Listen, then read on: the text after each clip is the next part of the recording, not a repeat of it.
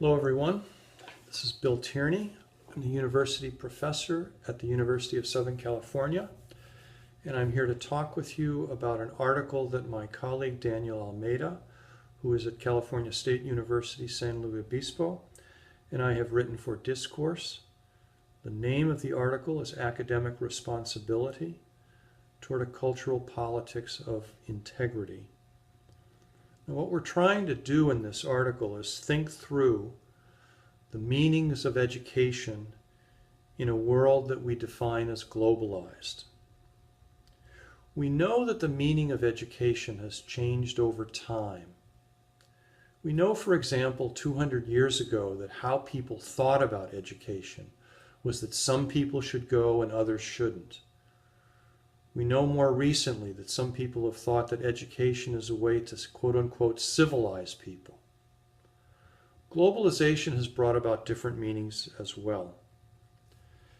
Education throughout much of the 20th century in countries like Australia and the United States was thought of as a public good. Globalization, however, has brought about a relationship to the idea of privatization. We also have a culture of assessment. So the question really is who is in control here and who's not. And in some respects, what we're arguing in this paper is that the state defines knowledge and the individual is responsible. The concept in this paper that we talk a bit about is the idea of grit, which gets defined as a consistency of interest and perseverance of effort. Now, who's responsible for achieving these goals? And largely the literature says the individual, because the individual in a privatized society is either the winner or the loser. Society is the referee. The individual is responsible for his or her success. And in many respects, these assumptions seem quite rational.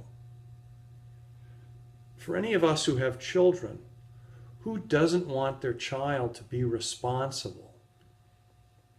Who doesn't tell their son or daughter to work hard? Because we assume that we want our kids to work hard.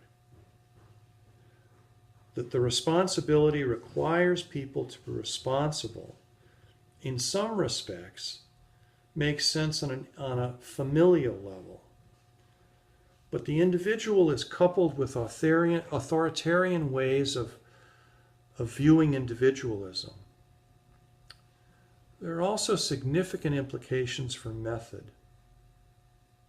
If you look at the last 10 to 20 years, what's happened in American schools is a romance with testing, because we're trying to sort individuals out between winners and losers.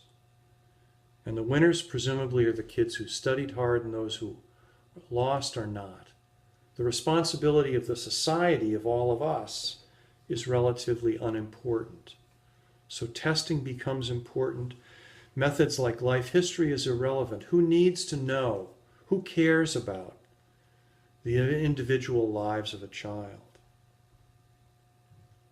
Now, the conclusion of this paper talks about cultural politics.